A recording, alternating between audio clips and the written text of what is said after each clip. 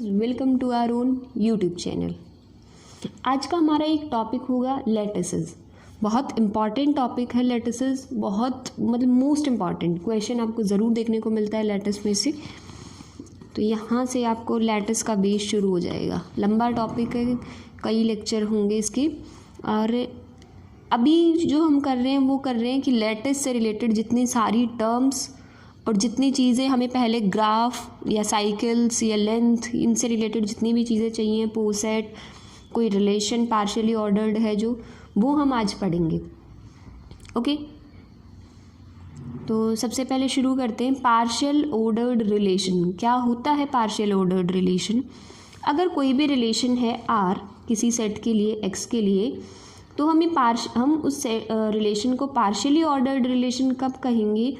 अगर उसके पास तीन चीज़ें हों, वो तीन चीज़ों को सेटिस्फाई करता हो, रिफ्लेक्सिविटी, एंटीसिमेट्रिसिटी और ट्रांजिटिविटी। ओके, अगर वो तीन प्रॉपर्टीज़ को सेटिस्फाई कर रहा है कि वो रिफ्लेक्सिव है, एंटीसिमेट्रिक है और ट्रांजिटिव है, तो इसका मतलब वो एक पार्शियली ऑर्डर्ड रिलेशन है। अब आपको रिफ्लेक्सिव पता है, ए इज़ रिलेटेड टू ए, हर एलिमेंट खुद से रिलेटेड हो।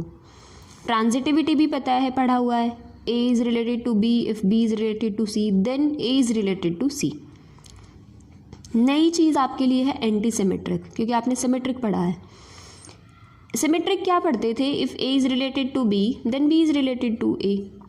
एंटीसिमेट्रिक क्या है? If A is related to b and b is related to ए, अगर ये भी है ये भी है, then a is equals to b। ठीक है, if a is related to b and b is related to a then a and b are equal। Okay, ये है पार्शियल ऑर्डर्ड रिलेशन। अब देखते हैं partially ordered set. This is relation and this is set, इसी को बोलते हैं पोसेट। Okay, अगर एक सेट है जिसमें पार्शियल ऑर्डर्ड रिलेशन आर है, तो उस सेट को हम कहते हैं पार्शियली ऑर्डर्ड सेट या फिर पोसेट। ओके, एक एग्जांपल देखते हैं। Let A be the set of subsets of S, then एक रिलेशन है इंक्लूजन का। Okay, is a partially ordered relation. तो ये जो इंक्लूजन का रिलेशन है, क्या ये पार्शियली ऑर्डर्ड रिलेशन होगा? किस पे? ए पे। और ए क्या है? ए जो है एस के सारे सबसेट्स का एक सेट है। तो देखिए, तो ए पे चेक करना है। हर सेट अपना एक सबसेट तो होता ही होता है, खुद में इंक्लूडेड होता ही होता है। ठीक है, तो वो रिफ्लेक्सिव है। अगर कोई सेट ए सेट बी में है और बी सेट ए में है, तो पक्का वो दोनों इक्वल ही होंगे। इक्वालिटी के लिए हम यही प्रूव करते थे, अगर दो सेट इक्वल है तो इसका मतलब a is included in b and b is included in a, मतलब a contained in b and b contained in a, ऐसे ही करते थे। ओके, ट्रांजिटिविटी, अगर ए बी में कंटेन्ड है, बी सी में कंटेन्ड है, तो पक्का ए के एलिमेंट सी में भी होंगे, तो ट्रांजिटिविटी भी है। तो इसका मतलब ये जो रिलेशन है वो एक पार्शियली ऑर्डर्ड रिलेशन है। ओके, और ए इस पार्शियली ऑर्डर्ड रिलेशन के लिए क्या है? एक पार्शियली ऑर्डर्ड सेट है, या फिर हम कहेंगे एक पोसेट है। ओके, इतनी चीज़ें आपको कंफर्म हो गई होंगी, समझ आ गया होगा। उसके आगे हम चलते हैं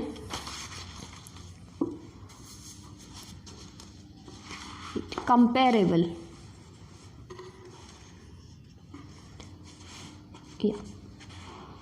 कंपेरेबल, कोई भी एलिमेंट्स को हम कंपेरेबल कब कहेंगे? अगर ए आर कोई भी पोसेट है, मतलब ये सेट, ये रिलेशन एक पार्शियली ऑर्डर्ड सेट है, तो इनके जो एलिमेंट्स ए और बी हैं, हम उन ए एलिमेंट्स और बी एलिमेंट्स को कंपेरेबल कब कह सकते हैं? If A is related to B और बी इज़ रिलेटेड टू ए। अगर ऐसा है देन हम ये कहेंगे कि ये दोनों क्या हैं? कंपेरेबल। और अगर ये कंडीशन सेटिस्फाई नहीं होती है तो वो कंपेरेबल नहीं है। एग्जाम्पल दे रखा है आपको, हमें पता है रिलेशन ऑफ डिविजिबिलिटी एक पार्शियली ऑर्डर्ड रिलेशन है। किस पे? नेचुरल नंबर्स पे, चेक कर सकते हो। लेकिन डिविजिबिलिटी कभी भी इंटीजर्स पे नहीं होती है, ठीक है, ये कोई पार्शियली ऑर्डर्ड नहीं बनेगा रिलेशन अगर इंटीजर्स की बात हो, नेचुरल नंबर पे बन जाएगा, इंटीजर्स पे क्यों नहीं बनेगा, सोचो, नेगेटिव नंबर भी होते हैं ना। अब हम कह सकते हैं 3 divisible -3 and -3 is divisible with 3, मतलब या तो कह लो -3 डिवाइड्स 3 और 3 डिवाइड्स -3, लेकिन फिर भी 3 और -3 इक्वल नहीं होते, तो एंटीसिमेट्रिक फॉलो नहीं होता है। ओके, तो इंटीजर्स पे ये कोई पार्शियली ऑर्डर्ड रिलेशन नहीं है, लेकिन नेचुरल नंबर्स पे है। ओके, लेकिन 3 7 को डिवाइड नहीं करता है और ना ही 7 3 को डिवाइड करता है, और जो 3 और 7 है वो दोनों के दोनों नेचुरल नंबर्स हैं, कि वो एक ऐसे सेट के एलिमेंट्स, अगर वो किसी दो एलिमेंट्स उस सेट के अगर वो दोनों रिलेटेड नहीं है, कि ना तो 3 7 से रिलेटेड है ना 7 3 से रिलेटेड है, तो 3 और 7 आर नॉट कंपेरेबल, और नॉट कंपेरेबल को हम ये लिखते हैं ऐसे। ओके, आगे चलें। नेक्स्ट है लीनियरली ऑर्डर्ड या टोटली ऑर्डर्ड, या उसी को कहते हैं चेन। अगर कोई कहे लीनियरली ऑर्डर्ड या कहे टोटली ऑर्डर्ड या फिर कोई कहे चेन, तो कोई भी टोटली ऑर्डर्ड हो या लीनियरली ऑर्डर्ड रिलेशन हो तो उसे चेन भी कहते हैं।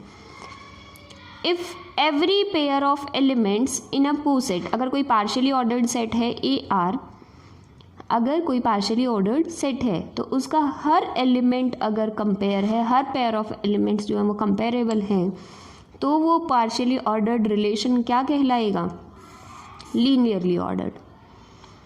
आपने पार्शियली ऑर्डर्ड रिलेशन पढ़ा, देन आपने कंपेरेबल पढ़ा, अगर हर एलिमेंट का पेयर जो है वो कंपेरेबल है तो वो लीनियरली ऑर्डर्ड है या चेन है, या फिर हम कह सकते हैं वो रिलेशन टोटली ऑर्डर्ड है।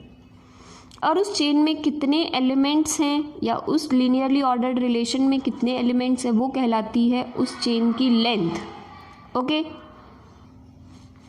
नेक्स्ट एक टर्म आती है, एक एग्जाम्पल भी है, set n of natural number with relation less than equals to will be a linearly ordered और अ चेन। आराम से कर सकते हो, कोई बड़ी बात नहीं। ओके, नेक्स्ट है एसिमेट्रिक। एसिमेट्रिक क्या होता है, सिमेट्रिक आपको पता है, एंटी सिमेट्रिक आपको पता है, एसिमेट्रिक क्या होता है। अगर कोई रिलेशन R है ए सेट के लिए तो उसे हम एसिमेट्रिक रिलेशन कब कहेंगे, जब A रिलेटेड टू B और B रिलेटेड टू दोनों में से किसी भी A B के लिए कोई भी होल्ड ना करे, ये दोनों के दोनों होल्ड ना करें। अगर मतलब किसी भी A और B जो उस सेट के एलिमेंट्स हैं, मतलब एक रिलेशन R है, इस सेट के कोई भी दो एलिमेंट्स लो और दोनों में से वो दोनों एलिमेंट एक दूसरे से कैसे भी रिलेटेड ना हो, ना A B से रिलेटेड हो ना B A से रिलेटेड हो, then it is asymmetric. Okay, next एक इम्पॉर्टेंट चीज़, अब ग्राफ शुरू हो जाते हैं, digraph. Directed graph representation of a relation from a finite set A to itself. ठीक है, डायरेक्टेड ग्राफ को ही हम कहते हैं डायग्राफ। ओके, तो अपने आप से एक सेट है, अपने आप को अपने आप से रिलेट करना, एक रिलेशन उसको हम ग्राफ की फॉर्म में रिप्रेजेंट करें तो उसको डायरेक्टेड ग्राफ या डायग्राफ कहा जाता है। ठीक है, कैसे करते हैं कि जितने एलिमेंट्स हैं उस ए सेट में, उन एलिमेंट्स के लिए एक सर्कल बना लेना। ठीक है, मान लो 2 एलिमेंट है तो 2 बना लो, 3 है तो 3 बना लो। उसके बाद वहाँ से अगर मान लो कोई भी 2 एलिमेंट लिए, उस AI और AJ, अगर AI AJ से रिलेटेड है तो AI से शुरू करके और AJ पे एरो, और अगर AJ AI से रिलेटेड है तो AI से शुरू करके AJ से शुरू करके AI पे एरो। ठीक है, ये जो एरोज होती, ये जो सर्कल्स हम बनाते हैं, जो हम बताया था कितने एलिमेंट्स हैं उनके लिए, उन्हें बोलते हैं वर्टिसेस। ये एरोज जो हम लगाते हैं उन्हें बोलते हैं एजेस, और उस पूरे के पूरे जो पिक्टोरियल रिप्रेजेंटेशन है उस रिलेशन का, उसे बोलते हैं हम डायग्राफ या फिर डायरेक्टेड ग्राफ, एक ही बात है। एग्जाम्पल से आप बिल्कुल अच्छे से समझ जाओगे, आई एम श्योर। देखो, कोई भी एक सेट है जिसमें 3 एलिमेंट्स हैं और एक रिलेशन है, ये दे रखा है, और कोई हमसे कहे इसके लिए डायग्राफ बनाओ या डायरेक्टेड ग्राफ बनाओ, तो प्रोसीजर यही है, जितने एलिमेंट्स हैं उतने सर्कल बनाओ, 1 2 एंड 3, 3 एलिमेंट से 3 सर्कल बना दिए हमने। उसके बाद क्या करना होता है कि अगर ए आई ए जे से रिलेटेड है तो ए आई से एरो शुरू करके ए जे पे चले जाओ। देखते हैं आर कोई रिलेशन है, सबसे पहले 1 1 1 मतलब 1 इज़ रिलेटेड टू 1, तो 1 इज़ रिलेटेड टू 1, अपने आप से एरो शुरू की और अपने आप पे ही पॉइंट कर दी। नेक्स्ट इज 1 2, 1 से एरो शुरू की एंड 2 पे। 1 3, 1 से एरो शुरू की एंड 3 पे। 3 1, 3 से एरो शुरू की और 1 पे पॉइंट किए। ओके, ये एरो जो है वो सही होनी चाहिए इनकी डायरेक्शन। 2 3 मतलब 2 से शुरू करके और 3 पे डायरेक्ट कर दी, 2 से शुरू करके 1 पे डायरेक्ट कर दी। ओके, तो ये सारा क्या है, डायग्राफ या डायरेक्टेड ग्राफ। आई होप इतना समझ आ गया होगा आपको डायग्राफ या डायरेक्टेड ग्राफ आपको कैसे बनाने हैं अगर आपको एग्ज़ाम में डायरेक्टेड ग्राफ आता है तो। उसके बाद है एक थ्योरम आती है कि कोई भी डायग्राफ है अगर पार्शियली ऑर्डर्ड का, the digraph of a partially ordered has no cycle of length greater than 1, एक से ज़्यादा साइकिल नहीं होगी, सॉरी एक से ज़्यादा लेंथ की कोई साइकिल नहीं होगी। कोई भी डायग्राफ है अगर पार्शियली ऑर्डर्ड का तो ऐसी कोई साइकिल नहीं होगी जिसकी लेंथ 1 से बड़ी हो। इस चीज़ को प्रूव करेंगे। ओके, लेट कर लिया उसकी लेंथ जो है वो 1 से बड़ी है, मतलब 2 या 2 से बड़ी है। 1 से बड़ी मतलब 2 भी हो सकती है, उससे बड़ी भी हो सकती है। कि लेंथ है n और n की वैल्यू 1 नहीं होगी, 1 से बड़ी है, 2 3 4 5 6। तो हमने एलिमेंट्स लिए n एलिमेंट्स, वो कैसे हैं, a1 a2 से रिलेटेड है, a2 a3 से रिलेटेड है, a3 a4 से, ऐसे करते करते an-1 an से रिलेटेड है और an a1 से रिलेटेड है। अब पार्शियली ऑर्डर्ड है तो ट्रांजिटिविटी भी होगी, a1 a2 से है, a2 a3 से है तो a1 भी a3 से होगा। a1 अगर a3 से है और a3 a4 से है तो a1 a4 से भी होगा। तो ट्रांजिटिविटी की वजह से हम ये कह सकते हैं a1 जो है वो an से भी रिलेटेड होगा। अब a1 जो है वो an से रिलेटेड है और यहाँ लिखा हुआ है an जो है वो a1 से रिलेटेड है। और एंटी सिमेट्री क्या कहती है, अगर a b से रिलेटेड है, b a से रिलेटेड है तो पक्का वो दोनों इक्वल होंगे। तो a1 और an क्या होंगे, इक्वल। तो क्या ये सही था, नहीं, ये तो कॉन्ट्राडिक्शन आ गई। क्यों, क्योंकि हमने ये एलिमेंट्स जो हैं वो कैसे लिए थे, डिस्टिंक्ट, तो ये तो इक्वल आ गए। इसीलिए जो हमने लेट किया था सपोजिशन वो रॉन्ग है। So digraph of partially ordered has no cycle of length greater than 1, एक से बड़ी लेंथ की कोई साइकिल एग्जिस्ट नहीं करेगी। ओके, नेक्स्ट आता है हेसे डायग्राम, वो करेंगे नेक्स्ट टाइम, लंबा टॉपिक है। डायग्राफ अगर आपको आज अच्छे से आएगा वो पढ़ोगे, ये वीडियो अगर आपने डायग्राफ अच्छे से किया है तो ही आप हेसे डायग्राम समझ पाओगे।